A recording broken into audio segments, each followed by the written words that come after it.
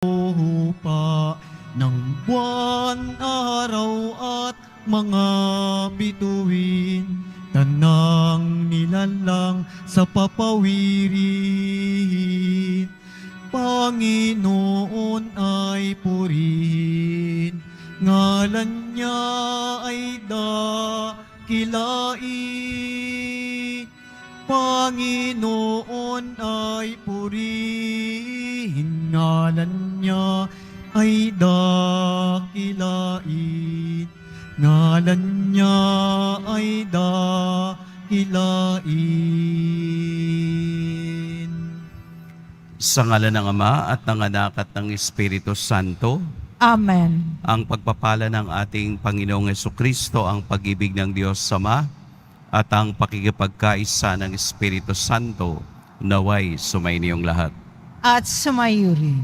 Mga kapatid, sa sandaling katahimikan, aminin natin ang ating mga kasalanan upang tayo'y maging marapat gumanap sa banal na pagdiriwang. Tayo pong lahat, inaamin ko sa makapangyarihang Diyos at sa inyong mga kapatid, na lubha akong nagkasala sa isip, sa salita at sa gawa, at sa aking pagkukulang.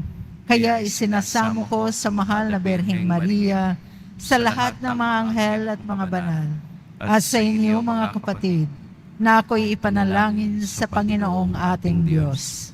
Kaawaan tayo ng makapangyarihang Diyos, patawarin tayo sa ating mga kasalanan, at patnubayan tayo sa buhay na walang hanggan.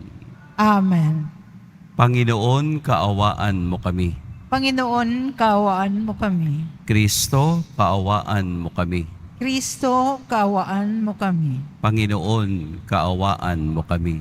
Panginoon, kaawaan mo kami. Pinagdiriwang natin ngayon ang paggunita kay San Antonio Abad. Manalangin tayo. Ama naming makapangyarihan, pinagbigyan mong ikaw ay mapaglingkuran ni San Antonio Abad na sa disyerto'y namuhay. Pakundangan sa kaniyang pagdalangin, ikaw naway lubusang mahalin sa pagtalikod sa pansariling kaluwagan namin sa pamamagitan ni Hesukristo kasama ng Espiritu Santo magpa sa walang hanggan. Amen. Magsiupo po ang lahat. Pagbasa mula sa unang aklat ni Samuel.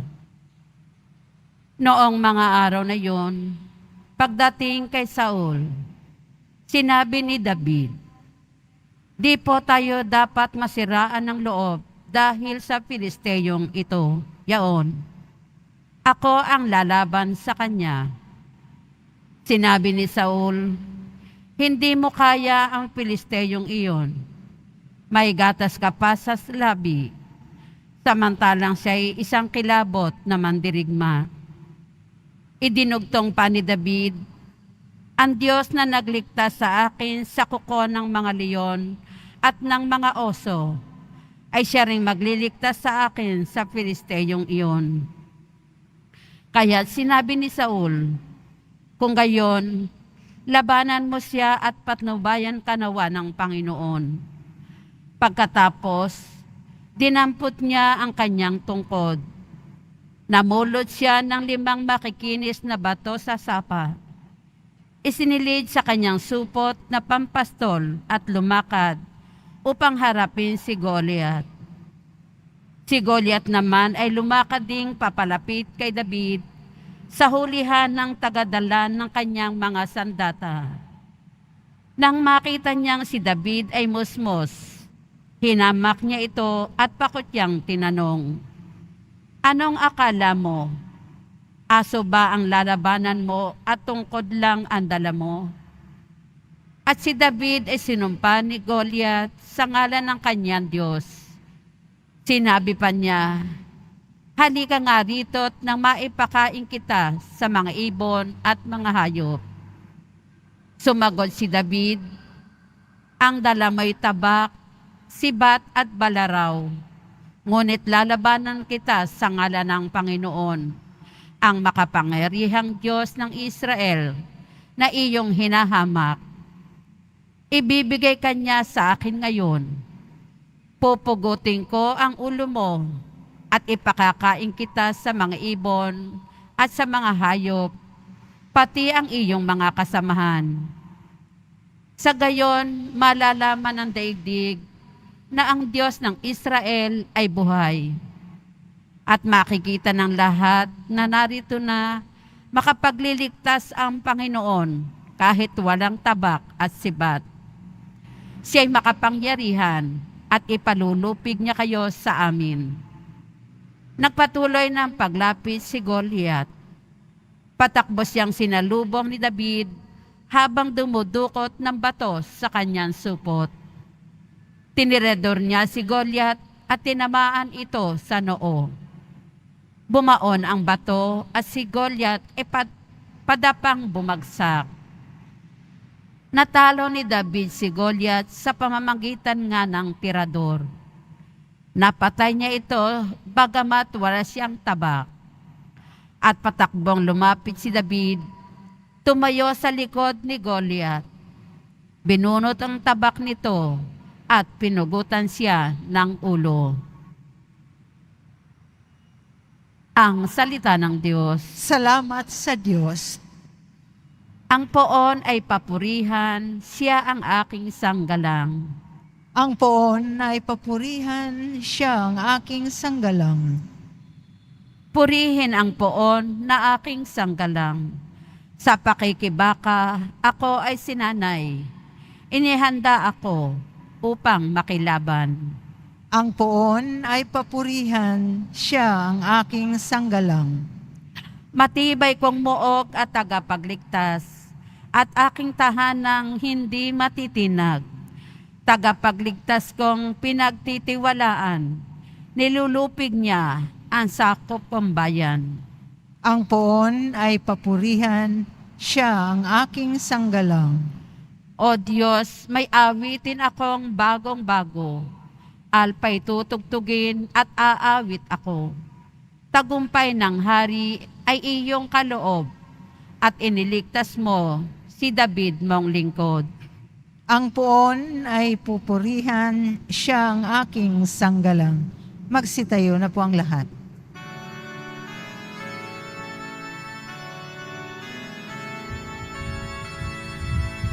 Hallelujah, Hallelujah,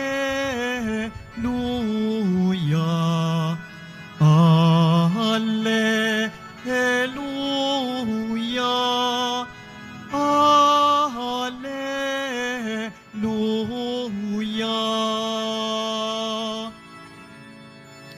Ipinangaral ni Jesus ang paghahari ng Diyos. Sakit ay kaniyang ginamot. Hallelujah, Hallelujah, Hallelujah, Hallelujah.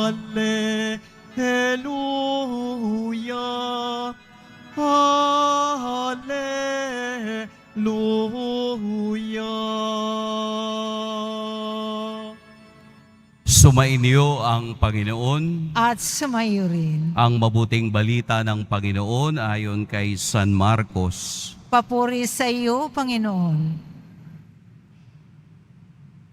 Noong panahong iyon, muling pumasok si Jesus sa sinagoga at naratnan niya roon ang isang lalaking patay ang isang kamay.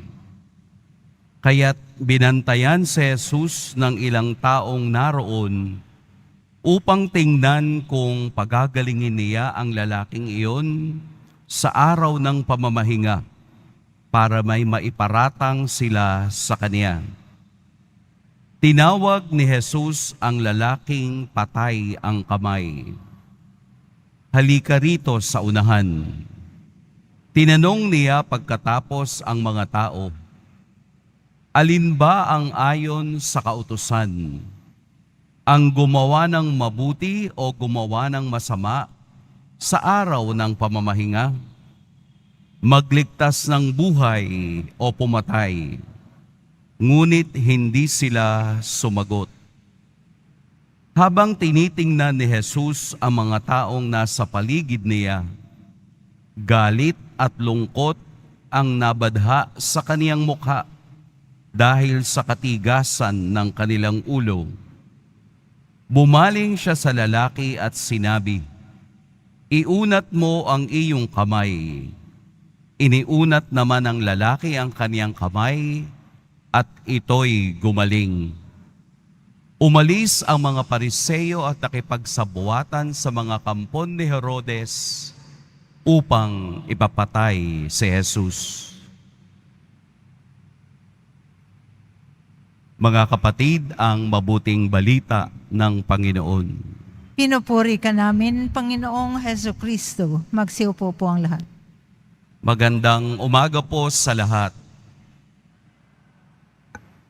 Ang ebanghelyo ngayon ay pagpapakita kung anong meron si Jesus. Ito rin ang ikalimang pagkakataong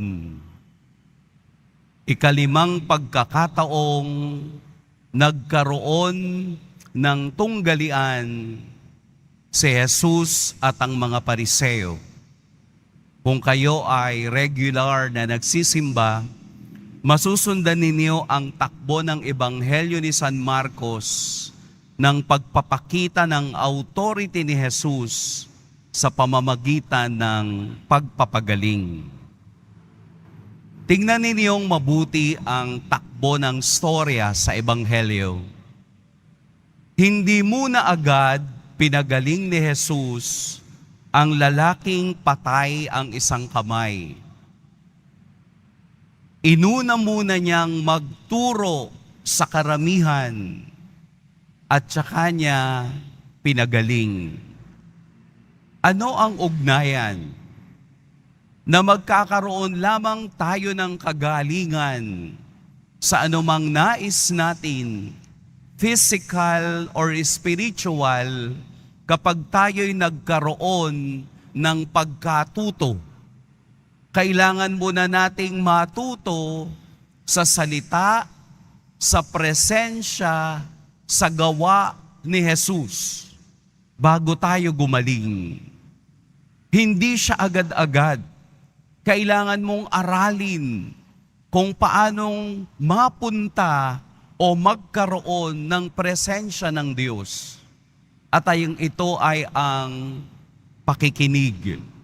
Pakikinig sa kaniyang salita at pakikinig at pagdama sa kaniyang presensya. Kaya nga hindi muna niya pinagaling, tinawag muna niya, inilagay sa gitna at siya ay nagtanong sa mga taong naroroon. Ano ba ang maganda? Ang gumawa ng mabuti o gumawa ng masama? Yung pamamaraan ng mga Pariseo ay pamamaraan upang si Jesus ay kanilang masilo. Pero dahil sa talino ni Jesus, ang lahat ng ginagawa ng Pariseo ay ibinabalik ni Jesus sa kanila at sila naman ang nawawala ng lohika sa pagsagot ng ito. Kapag sinagot nila ay masamang magpagaling sa araw ng pamamahinga, sila ngayon ay nagiging uncharitable. Sila yung may aral sa batas. Pero bakit sa dami ng kanilang inaral, hindi nila maunawaan ang pangangailangan ng tao? Kapag sinabi naman nilang oo, sila ngayon ang unang lalabag sa batas na sa kanilang sinasabi ay bawal. In between, either or, inilagay sila ni Jesus kung saan sila dapat. Ibig sabihin, kahit na may batas, kahit na araw ng pamamahinga, kung wala namang awa at walang pag-ibig, nawawala ng saysay ang anumang batas na meron o anumang pagkakataong meron. Gustong sabihin ni Jesus na ang paggawa ng mabuti ay walang pinipiling lugar, oras o pagkakataon. Kahit araw ng pamamahinga, gagawa ka ng mabuti dahil itong kabutihan ay nanggagaling sa awa at pag-ibig ng Diyos. Sa ating translation sa Tagalog, lalaking patay ang isang kamay. Siguro pwede natin sabihin na stroke, no? Pero nung unang panahon, wala pa naman yung salitang na stroke. Sa English, withered hand. Ano bang ibig sabihin ng withered? Yun bang parang isang halaman na natutuyo? Tuyot na. So imagine na yung kamay niya ay tuyot na. Parang mummified. Tuyot na yung kaniyang kamay. At ipinakita ni Jesus sa lahat ng naroroon kung papaano niya pinagaling sa pamamagitan ng kaniyang awa at pag-ibig. Mayroong batas, bawal kang magpagaling kasi araw ng pamamahinga.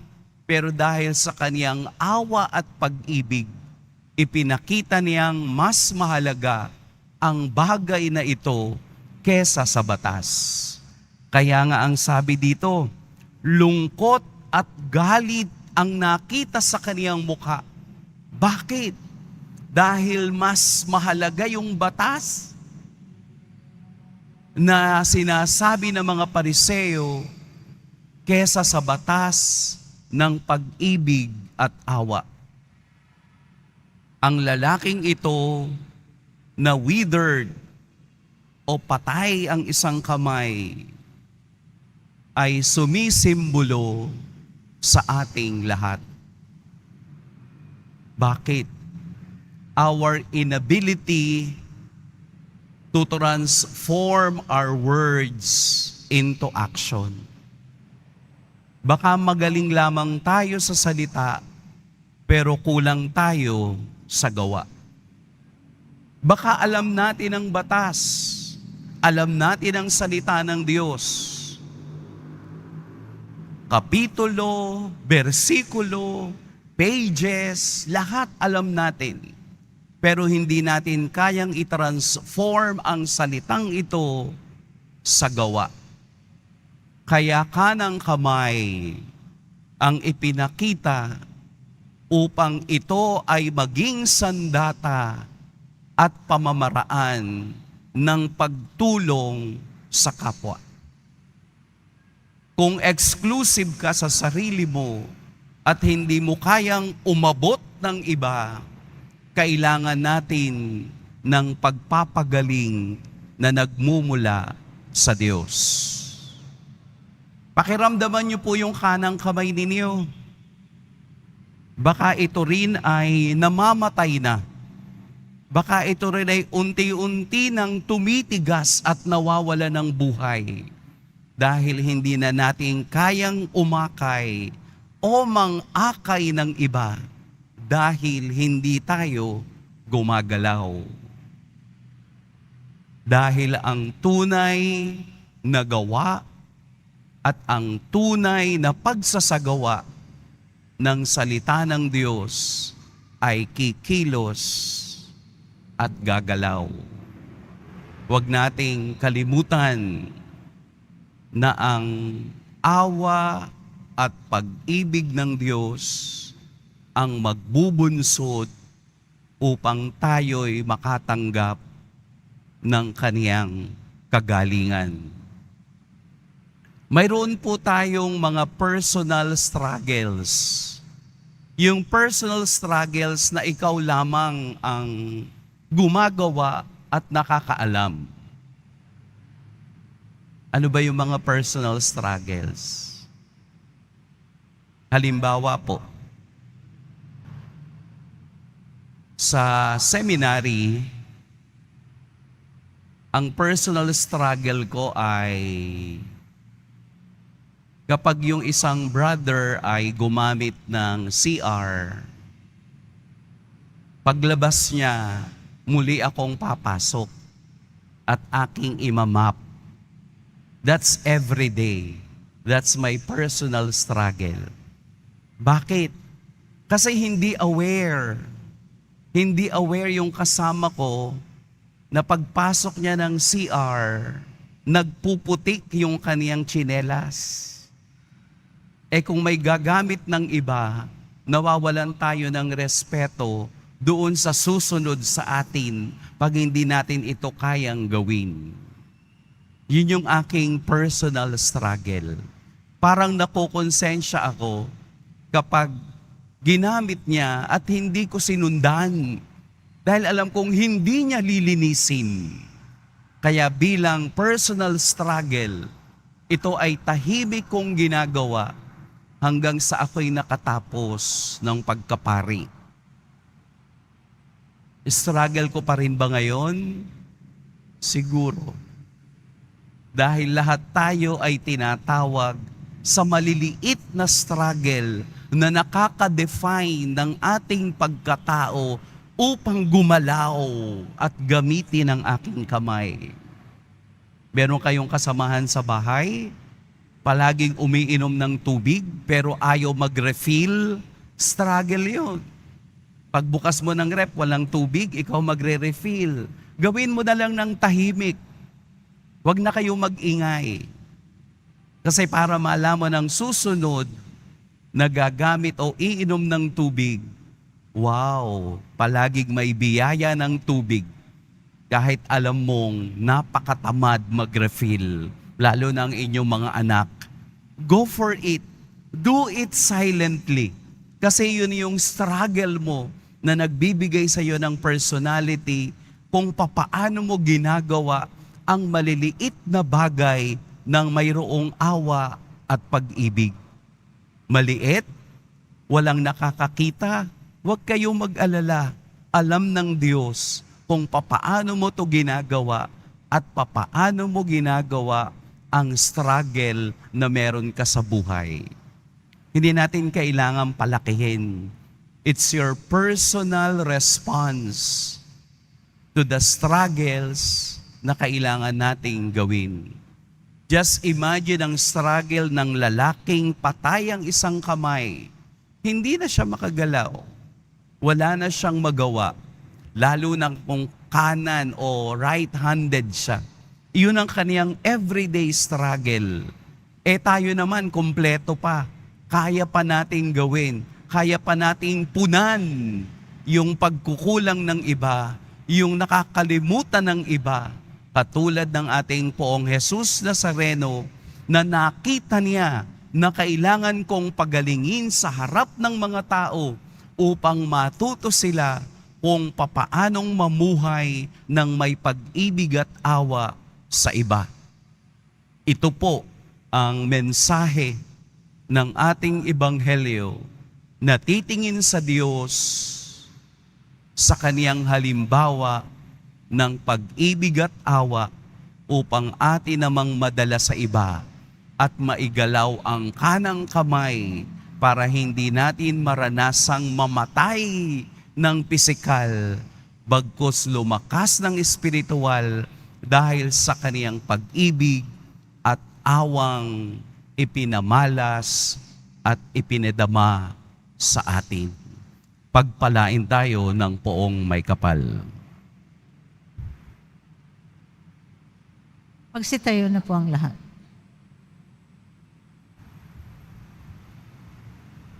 Minamahal kong mga kapatid, pinalaya tayo ni Kristo sa mapanirang kapangyarihan ng kasamaan at kasalanan upang maging malaya tayong makibahagi sa pagpapahayag ng mabuting balita. Panginoon, dinggin mo kami. Panginoon, dinggin mo kami.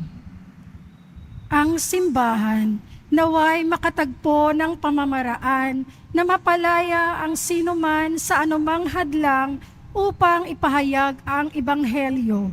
Manalangin tayo. Panginoon, dinggin mo kami. Sa nagugutom na daigdig, lalo na sa mga taong hindi makatarungang pinagkakaitan ng pagkain, damit at tahanan, naway pagkalooban sila ng Panginoon ng pag-asa. Manalangin tayo. Panginoon, dinggin mo kami.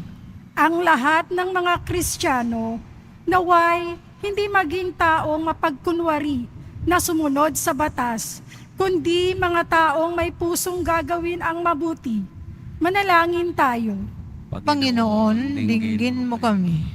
Tayong lahat naway magmalasakit sa mga nagdurusa at naghihirap upang mapagaan ang kanilang dinadala at tulungan silang patuloy na manalig sa Diyos. Manalangin tayo. Panginoon, dinggin mo kami. Mapagmahal na Diyos, inangkin namin na kami ay sa iyo at sa iyong anak. Hinihiling namin ito sa pamamagitan ni Kristong aming Panginoon. Amen. Magsiupo po ang lahat.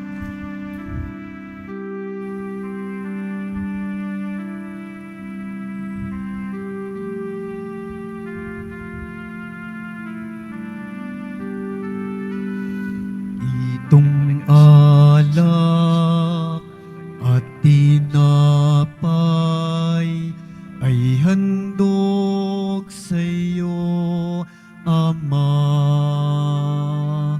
Ito'y bunga ng aming gawang iyong pinagpala. Sumasamo ang iyong bayang, tanggapit iyong basbasan, nang sa amin maging tunay na katawan at dugo ng iyong anak.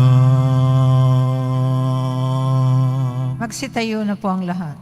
Manalangin kayo mga kapatid upang ang paghahain natin ay kalugdan ng Diyos amang makapangyarihan. Tanggapin nawa ng Panginoon itong paghahain sa iyong mga kakamay sa kapurihan niya at karangalan sa ating kapakinabangan at sa buong sambayanan niyang banal. Ama naming lumikha, kalugdan mo ang alay ngayong si Sang Antonio'y aming ginugunita.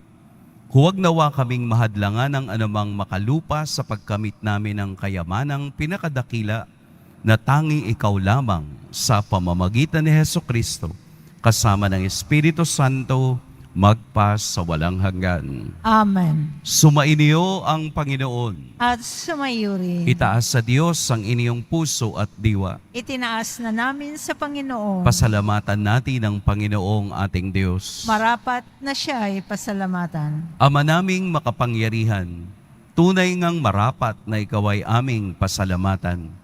Ikaw ay nagniningning sa piling ng mga banal na ikinarangal mo sa kanilang kabutihan.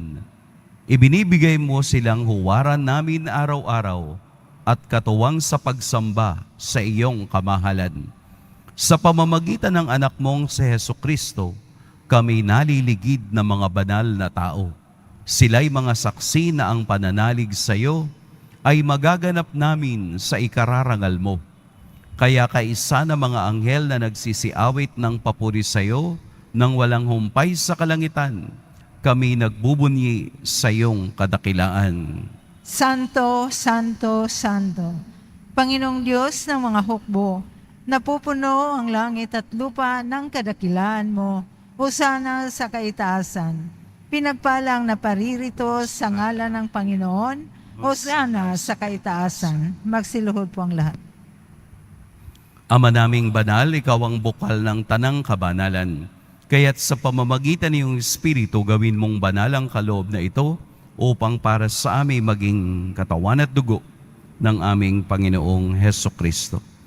Bago niya pinagtiis ang kusang loob na maging handog, hinawakan niya ang tinapay, pinasalamatan kaniya, pinaghati-hati niya iyon, iniabot sa kaniyang mga alagad at sinabi, "Tanggapin ninyong lahat ito at kanin, ito ang aking katawan na ihahandog para sa inyo.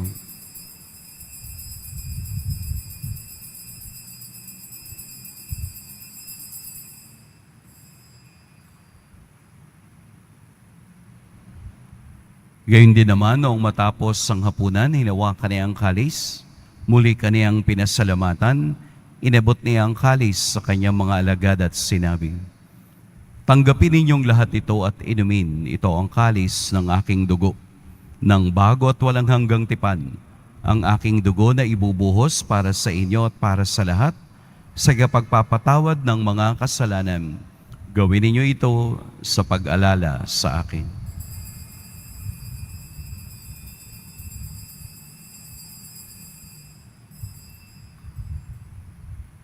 Magsitayo na po ang lahat. Ipagbunyi natin ang misteryo ng pananampalataya. Si Kristo'y namatay, si Kristo'y nabuhay, si Kristo'y babalik sa wakas ng panahon. Ama, ginagawa namin ngayon ang pag-alala sa pagkamatay at muling pagkabuhay ng iyong anak. Kaya't iniaalay namin sa iyo ang tinapay na nagbibigay buhay at ang kalis na nagkakaloob ng kaligtasan.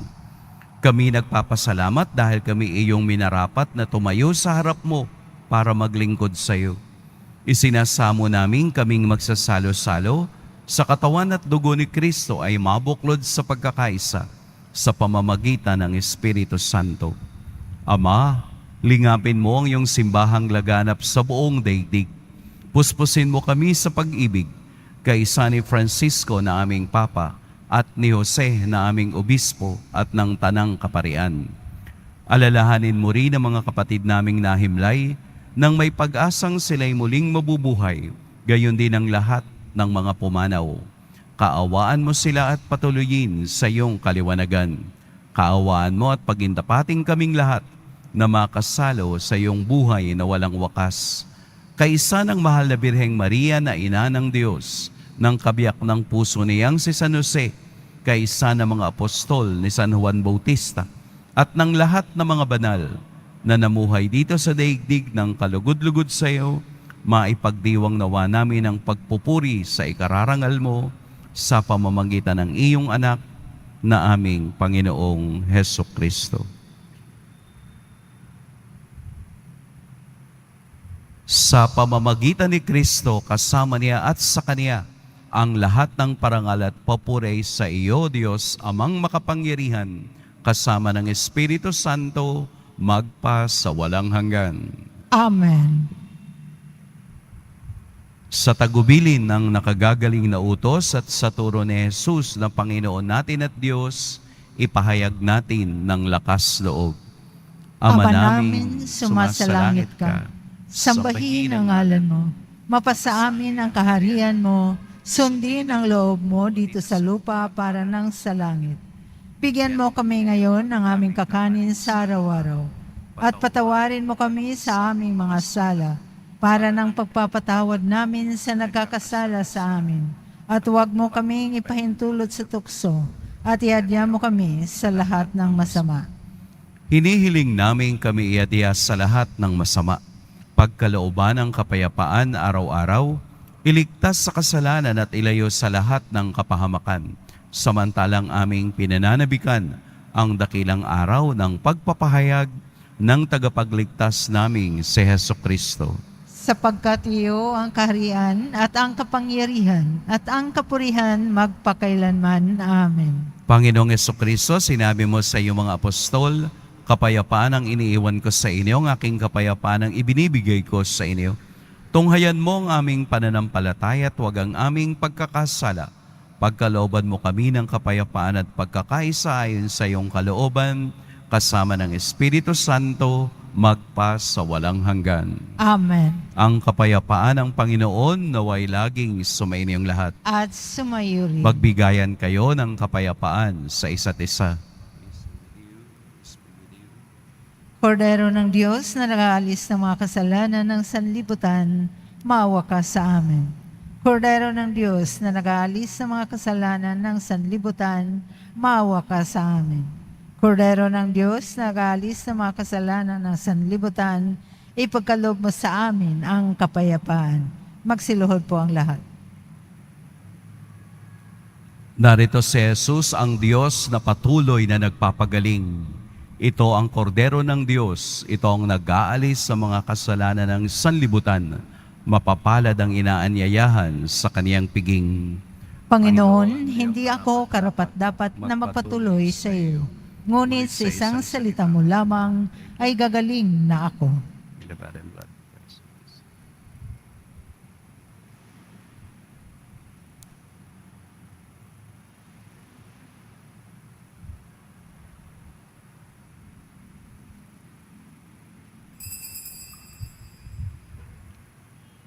Para sa lahat ng tatanggap ng banal na komunyon, sasagot po tayo ng Amen.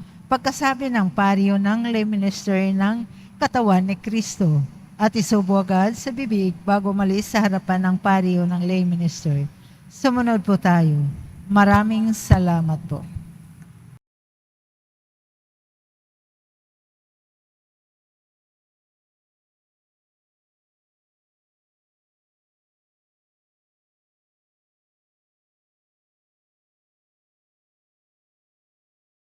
Tayo na po ang lahat.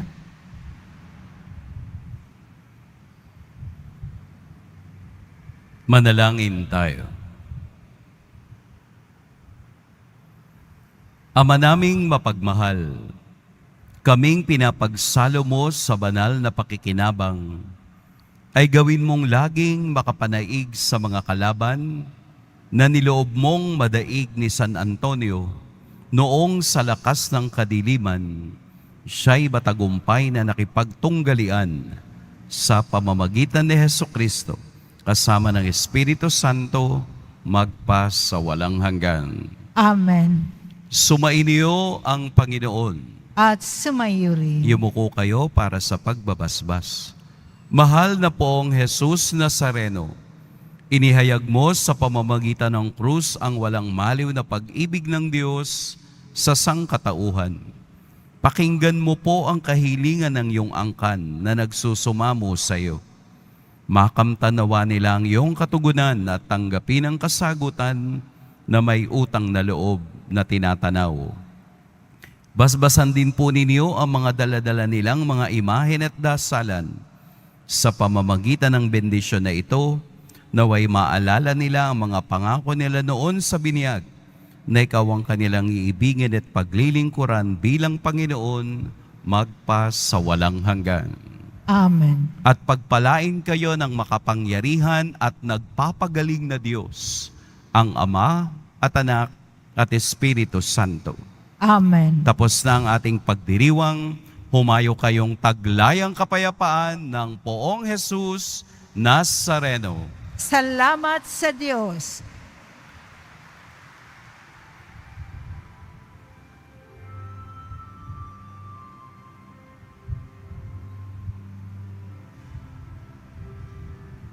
Nazareno, sinasamba ka namin. Pinipinto ka namin.